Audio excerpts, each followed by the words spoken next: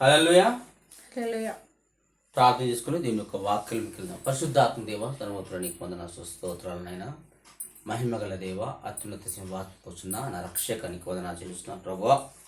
నీవే గొప్ప దేవుడు నమ్ముచున్న వారంగనకైనా ప్రభువా. అవునైనా నీ యొక్క పక్షాన నీ పైన ఆనుకొని ఉన్న మీరే మాతో మాట్లాడి సహాయం చేయమని తండ్రి కుమార పరిశుద్ధాత్మ త్రియేక నామములో ప్రార్థించి అడుగుచున్నాం తండ్రి. ఆమేన్ ఆమేన్. తండ్రి కుమార పరిశుద్ధ మహిమకలను గాక. దేవుని యొక్క నామమును మహిమకలను గాక. హల్లెలూయా. ప్రియమైన కుమార్తె పరిశుద్ధాత్మ దేవుడు ఈరోజు మనతో నిత్యముగా మాట్లాడడానికి ఆయన సిద్ధంగా ఉన్నాడు. దేవుడు మనతో మాట్లాడుతూ ఉన్నాడు. ఆ మాటను విని నడుచున్న యొక్క జీవితాల్లో దేవుని యొక్క కృపా సంకల్పముతో నింపబడి ఉండి ఆయన యొక్క ఆశీర్వాదానికి ముందుకు తీసుకురావడానికి సిద్ధంగా ఉన్నాడు. హల్లెలూయా. కనుక ఈరోజు పరిశుద్ధాత్మ దేవుడు ఉంటున్నాడు. ఈ లోకములో జరుగుతున్న దానికంటేను దేవుని యొక్క కృపా వరముతో నింపబడిన అది శ్రేష్టమని పరిశుద్ధాత్మ దేవుడు మాట్లాడుతున్నాడు. అయితే ఈ లోకములో ఎదుటవాడు ఎలా ఉన్నాడో అలానే జీవించాలని ఈ లోకంలో ప్రతి ఒక్క మనుషుడు చూస్తూ ఉన్నాడు. అనగా అపవాదికి లోబడి ఉన్నాడు. కనుక అది దేవునికి పరిశుద్ధాత్మ దేవునికి ఇష్టం లేదు. ఎందుకు అంటే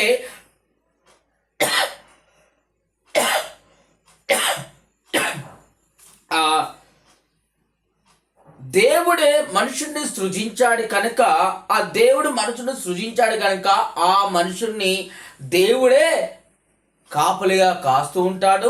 దేవుడే పోషిస్తూ ఉంటాడు. కనుక ఏ యొక్క లోకంలో ఉన్న ఏ మనిషి కూడా సహాయము చేయడం కూడా సహాయము కోరడం కూడా వ్యర్థమే అని పరిశుద్ధాత్మ దేవుడు తెలియపరుస్తున్నాడు. ఈ యొక్క బైబిల్ గ్రంథంలో కీర్తన 118:8 వచనంలో మనుషులను నమ్ముకొనుట కంటే యెహోవాను ఆశ్రయించుట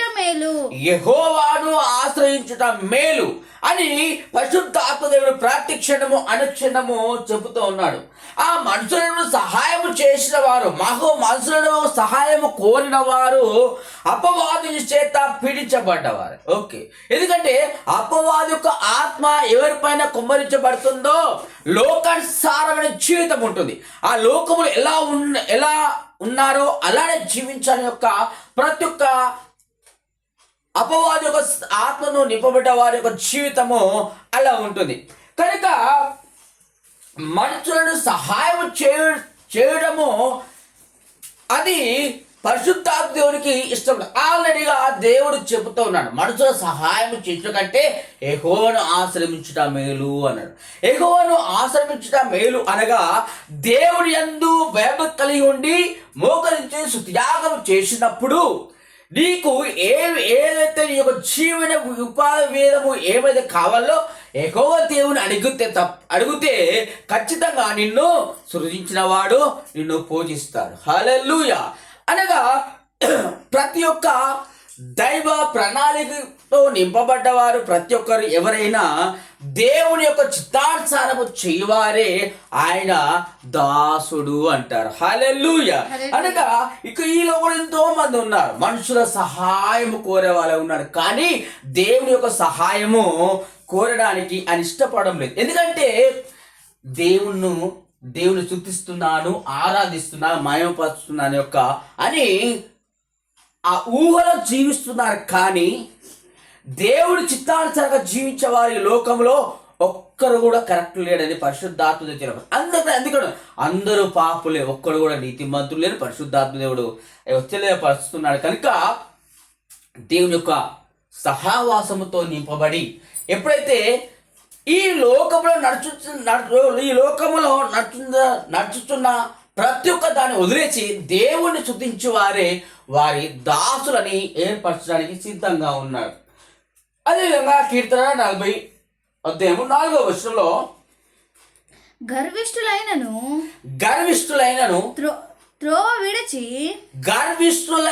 త్రోవ విడిచి అబద్ధముల తట్టు తిరుగు గర్విష్ఠులైన త్రోవ విడిచి అబద్ధికుల తట్టు తిరుగువానైనను లక్ష్య పెట్టక యెహోవాను నమ్ముకొనువాడు ధన్యుడు. హల్లెలూయా. నీలో నీలో గర్వం ఉంది, అహంకారం ఉంది. అది అపవాది బిడ్డ యొక్క ఏంటిది? దురాత్మనే. అపవాది చేత పీడించబడ్డ ప్రతి ఒక్క మనుషుడు గర్వము, అహంకారం, గర్విష్టం ఉంటుంది. అబద్ధాలే అబద్ధాలు, అంతేగా. దేవుడు చేసిన సాక్ష్యము నిజాతిగా చెప్పాడు. ఒక్కడు అంత అబద్ధాలు చెప్తున్న పరిశుద్ధ దిలపరుస్తున్నాడు. ఉదాహరణ తీసుకోవాల్సింది తెలుసా? అందరూ పాపలే, ఒక్కడు కూడా నీతిమంతుడు లేడు అనే ఒక వాడు పరిశుద్ధాత్మ దేవుడు మాట్లాడి ఉన్నాడు. జీవ గ్రంథంలో రాయబడి ఉంది కనుక అదే ఉదాహరణగా ఏ మనుషుడు కూడా నీతిగా ఒకడు కూడా లేడు. అందరూ అబద్ధాలు చెప్పారు. తెల్లారి లేచిందంటే సాయంత్రం వరకు నోటి ఏదో ఒక అబద్ధం ఖచ్చితంగా వస్తుంది. ఎందుకు తెలుసా? అపాయాన్ని తప్పించుకోవాలంటే ఒక్క అబద్ధం ఆడాలట. ఈ లోకం ఉన్న సామెత అది పరలోకం ఉన్న సామెత కాదు, బైబిల్ ఉన్న సామెత కాదు. బైబిల్ ఎక్కడ రాసిందో నాకు కూడా అర్థం కాలేదు. అది అపాయాన్ని తప్పించుకోవడానికి ఒక్క అబద్ధం ఆడాలట. అది ఆ పాప అన్న విషయం ఎవరికి తెలియదు, ఆడేవాళ్ళకి. కనుక అపవాదన సాతాను చేత పీడించబడ్డవారు, అపవాది యొక్క దురాత్మ యొక్క కుమరించబడ్డవారు ఖచ్చితంగా ఈ లోకములో నడుచున్న యొక్క మార్గం అంతట్లో వెళ్తారని పరిశుద్ధాత్మ తెలియదు. అది దేవుడికి ఇష్టం లేదు. అందుకంటున్నాడు, నువ్వు మనుషుల సహాయం చూసుడ కాదు, నువ్వు నా వైపు చూసి నువ్వు మోకరించి నువ్వేం అడగాలో అడుగు, నేను నీకు ఇయ్యాలని సిద్ధంగా ఉన్న పరిశుద్ధాత్మ దేవుడు అంత ఖచ్చితంగా చెప్తూ ఉన్నాడు. దేవుడు తన దాసులకు ఏర్పరచుకున్నాడు. ఓకే, కానీ ఇక్కడ ఏమవుతుందంటే లోకము జీవపు డమ్మముకు లోబడ్డ వారిని దేవుడు దాసులనుగా, నా దాసులుగా అన్నవారు ఏమైంది తెలుసా? అపవాది దాసులై అయ్యారు. హల్లెలూయా. ఇక్కడ ఏమైంది తెలుసా? ఇక్కడ మనుషులను దేవుడు సృజించాడు. ఓకే, అవునా కదా? సృజించాడు. ఇక్కడ లూసిఫర్ని కూడా దేవుడు సృజించాడా లేదా? దేవుడు వ్యతిరేకంగా నడిచాడు కనుక, ఆయనకు దురాత్మలు కలిగి ఉన్నాయని కనుక దేవుడికి దూరం అయ్యాడా లేదా? అయితే మరి ఈ లూసిఫర్ అనే ఒక కుమారుడు దైవ కుమారుడిగా ఫస్ట్, అవునే కదా? ఇక్కడ నేను దాసుడిగా ఏర్పరచబడ్డాను అనే యొక్క ఉన్నప్పుడు ఆయనకే దాసుగా జీవించాలి, దాసురాలుగా జీవించాలి, అంతే. అక్కడ అహంకారం వచ్చింది, చూసినావా? వచ్చిందా లేదా?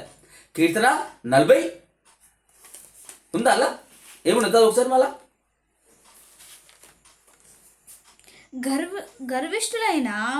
గర్విష్ఠులైన త్రోవ విడిచి అబద్ధముల తట్టు తిరుగు వానికైనను. గర్విష్ఠులైన త్రోవ విడవాలి, అబద్ధం మాటలు వదిలేయాలి కదా. అప్పుడు వదిలేసి దేవుని వైపు చూసి, అయ్యా నేను నీ కొరకై నిలబడి ఉన్నానయ్యా, నీ ప్రేమను చాటని సిద్ధంగా ఉన్నానయ్యా, అయ్యా నేను నీ వాడినయ్యా, నువ్వేర్పరచుకొని నీ దాసునయ్యా నేను మోకరించి కన్నీరు కార్చాలి. అప్పుడు పరలోక రాజ్యం అగ్నిస్తంభం దిగబడుతుంది శిరస్సు పైన. అవునా? అలాంటి యొక్క దేవుడు ఏర్పరచుకునే యొక్క దాసు యొక్క కృప లక్షణ గుణశీలతలు ఉన్నాయా? అందుకే దేవుడు ఖండిస్తున్నాడు. ఎప్పుడు తెలుసా? అసలు ఖండిస్తూ ఉన్నాడు. ఎందుకంటే లోకము వైపు చూస్తున్నాం, మనుషుల వైపు చూస్తున్నాం. దేవుని యొక్క వైపు చూసి స్తుతించి ఆరాధించే ఒక్కడు లేడు అంటున్నాడు. అవునే కదా? దేవుని వైపే చూసి ఆరాధించాలి. అవునా కదా? మనుషుల సహాయం పొందడం కాదు. నిన్ను సృజించాడు, నిన్ను పోషిస్తాడు. ఓకే, నిన్ను కన్నవాడు నిన్ను పోషిస్తాడు. అవునా కదా? అవునా కదా? రాజు కుమారుడుగా అయినట్టుగా నీవు దేవుడి కుమారుడుగా అవుతావు కదా? అవుతావు కదా? రాజు కుమారుడికి ఎంతో ఆస్తిని కలిగేశాడు. వేశాడా లేదా? అప్పుడు ఆ కుమారుడు పోయి రాజు దగ్గర పోయి, అయ్యా అయ్యా నేను ఎలా జీవన విధానం ఎలా అంటే ఆయన నన్నే ఉదాహరణ తీసుకో అన్నాడు తండ్రి. మరి దేవుడు కూడా అంటున్నాడు కదా, కుమారుడా నా కుమారుడు నువ్వు, నా దాసుడు నీవు, నన్నే ఉదాహరణ తీసుకోకంతే. కానీ ఈ లోకంలో ఉన్నది అది స్వాస్థ్యము కాదు. స్వాస్థ్యమేనా? మనుషులను నమ్ముడ కంటే యెహోవాను ఆశ్రయించుట మేలు. అవును కదా, యెహోవాను స్తుతించు గణపరచుట అక్కడ మేలు. ఈ లోకం ఉన్నంతసేపు నువ్వు లోకము జీవము ఉపాధంతో జరుగుతున్న కావచ్చు, కానీ పరలోక రాజ్యంలో తీర్పు ఉంటుంది బిడ్డ. ఆ తీర్పు మామూలుగా ఉండదు. లోకములో చూచుటకు నువ్వు దైవ కుమారుడిగా ఏర్పరచుకోటకు నువ్వు నటన జీవితం చూస్తున్నా కావచ్చు, కానీ అక్కడ నటనది జరగదు బిడ్డ. అక్కడ ఏమవుతుందో తెలుసా? అక్కడ నీ తీర్పు జీవ గ్రంథంలో రాయబడి ఉంటుంది. తెరిచేటప్పుడు ఆ తీర్పును నెగ్గకపోతే ఈ లోకంలో ఎప్పుడైతే నువ్వు జీవిస్తున్నావో, నటన జీవితంలో జీవిస్తున్నావో, అక్కడ నీ చుట్టూన్న వారే అక్కడ లైన్లో ఉంటారు. నీ లైన్లో నీ వెనుక ముంగట ఎక్కడ ఉంటారు. వాళ్ళ ముంగట మన పరిస్థితి ఏంది? ఆ తీర్పులో ఖచ్చితంగా ఇక్కడ నెగ్గుతేనే అక్కడ నెగ్గుతావు. అంటే మనుషుల సహాయము నువ్వు ఎప్పుడు కూడా పెడతావు, మనుషుల సహాయాన్ని దూరంగా చేసుకోవాలి. అంతే, దేవుని వైపు చూడాలి. అయితేనే పరిశుద్ధాత్మ దేవుడు అప్పుడు అంటాడు, నా కుమారుడు నిజమైన కుమారుడు ఈయనే. ఎందుకో తెలుసా? ఆ ద్రాక్షవల్లి తీగ అక్కడ నుంచి నీ దగ్గరికి వచ్చిందని అర్థం. కొమ్మగా నీకే వచ్చిందని అర్థం. అర్థం ఇర్మియా 17:7 యెహోవాను నమ్ముకొనువాడు ధన్యుడు. యెహోవా వానికి ఆశ్రయమునుండును. యెహోవాను నమ్ముకున్నవాడు ధన్యుడు. యెహోవా ఆశ్రయముగా ఉంటాడు, సహాయము ఉంటాడు. ఉంటాడా లేదా? ఉంటాడా? ఒక తండ్రి కుమారుడు ఒక తండ్రిని ప్రేమించి ఆరాధించి కుమారుడికి తండ్రికి నమ్మినట్టుగా కుమారుడుగా ఉన్నప్పుడు తండ్రి ఏం చేస్తాడు? ఆధారంగా ఉంటాడా? ఉంటాడా? ఆధారంగా ఉంటాడు. నువ్వు సెట్ అయ్యేవారు, నీ యొక్క మ్యారేజ్ అయ్యేవారు, నీ పిల్లలు అయ్యేవారు ఆధారంగా ఉంటాడు. మరి నన్ను సృష్టించిన నన్ను సృష్టించిన సృష్టికర్త మన తండ్రి ఆధారంగా లేడా? ఆ ఆధారమైన వాడిని వదిలిపెట్టి మనుషుల సహాయం కావాలా? అటువంటప్పుడు మనుషుల సహాయం ఏంటి తెలుసా? అపవాది పెట్టిన ఒక భిక్ష. ఉన్నవాడి దగ్గరికి నుంచి నువ్వు వదిలేసి లేని దగ్గరగా వారికి వచ్చి అడుక్కుంటున్నావా? అది తప్పు కదా. పరిశుద్ధాత్మ దేవుడికి ఇష్టం లేనిది అదే. 8వ వాడు జలముల యొద్ద ఎక్కొచ్చట జలముల యొద్ద వాడు జలముల యొద్ద నాటబడిన చెట్టు వలె ఉండును. ఆ జలముల యొద్ద నాటబడిన చెట్టు వలె ఉంటాడట. హల్లెలూయా. పరలోక రాజ్యంలోకి స్తంభము దిగబడ్డప్పుడు జలముల యొద్ద నాటబడిన ఒక చెట్టు వలె ఉంటాడట. అప్పుడు దేవుని దైవ కుమారుని ఏర్పడతారు. ఈ భాషికదలరమ పరిశుద్ధాత్మ యొక్క శక్తి అప్పుడు నింపబడుతుంది. దేవుడితో కనెక్షన్గా ఉంటారు. అలాంటి కృప పరిశుద్ధాత్మ దేవుడు ఇవ్వడానికి సిద్ధంగా ఉన్నాడు. కీర్తన 2:12 ఆయన కోపము త్వరగా రగులుకొనును. కుమారుని ముద్దు పెట్టుకొనుడి. లేని ఎడల ఆయన కోపించును. అప్పుడు మీరు త్రోవ తప్పి నశించెదరు. నశించిపోతారు. హల్లెలూయా. అక్కడ దేవుడు పరిశుద్ధాత్మ దేవుని ఉగ్రమైన కోపం వస్తుంది. ఆ కోపంలో నువ్వు ఉన్నావు, నీవే కోపంగా తెప్పిస్తున్నావు. అప్పుడు తప్పదు బిడ్డ, నరకము ఖచ్చితంగా నరకమే. ఈ భాషాందలారమ్మ, పరిశుద్ధాత్మ యొక్క తీర్పులో నువ్వు నెగ్గకపోతే ఆ కోపము వచ్చింది, అక్కడ ఉంటుంది తిరుపతి బిడ్డ. నువ్వు లోకము వైపు చూస్తున్నావా, మనుషుల సహాయం కోసం చూస్తున్నావా? దేవుడు ఏం చెప్తున్నాడో అదే చెయ్యి, అంతే. ఏ మనుషుల సహాయం నీకు అవసరం లేదు.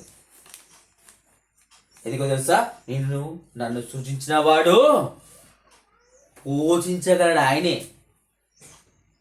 అర్థమైందా? ఒకరోజు రెండు రోజులు నీకు సహాయం లేకపోతే ఆగు, దేవుని మోకరించి అడుగు. పనిలో నీకు కావచ్చు, దేవుడు కావాల్సింది ఆత్మ. ఆ ఆత్మను సంపాయి ఇంకొక మెట్టెక్కుతావును. పల్లొక రాజ్యం అసలు మెట్టే ఎక్కడ ఎక్కలేడట. పల్లొక రాజ్యం మెట్టున్నాయి కదా, ఆ మెట్టు ఒక్కడు ఎక్కలేడట. ఎందుకో తెలుసా, ఆ మెట్టు ఎక్కాలంటే ఏం చేయాలి తెలుసా, పని చేయాలి. ఆ పనికి ఫలితం ఏంటి తెలుసా, మెట్టు. ఆ పని ఏంటి తెలుసా, ఆత్మ.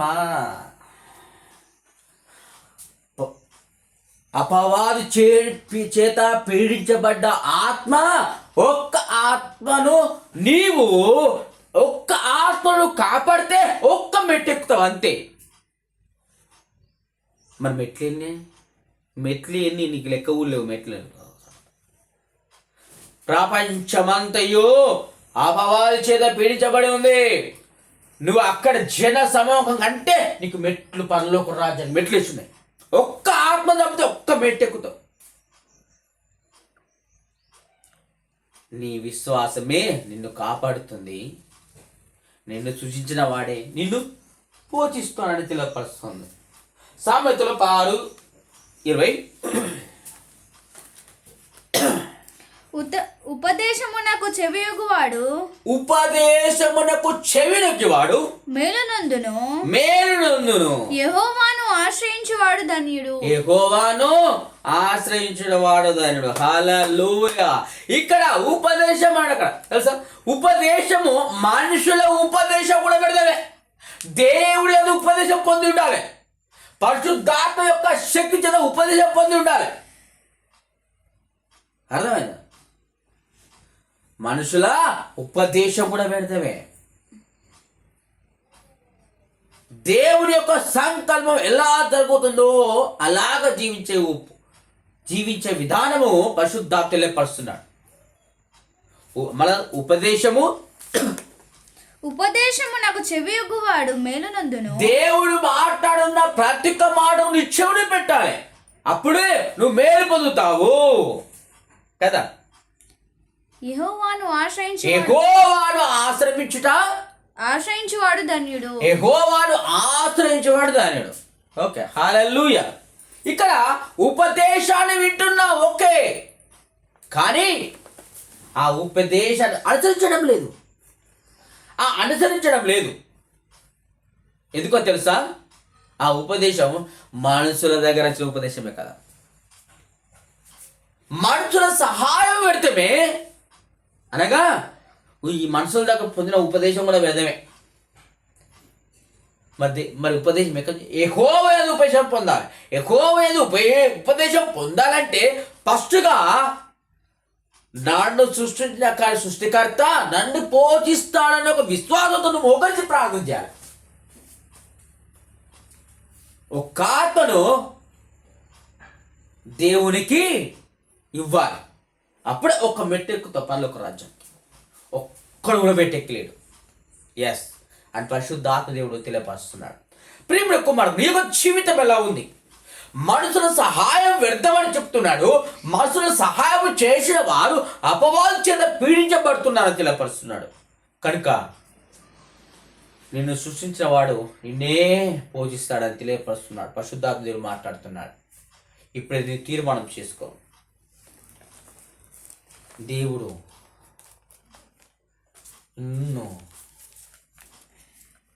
నిన్ను తన కుమారునిగా ఇష్టపడాలంటే దేవుని వైపు చూడాలి.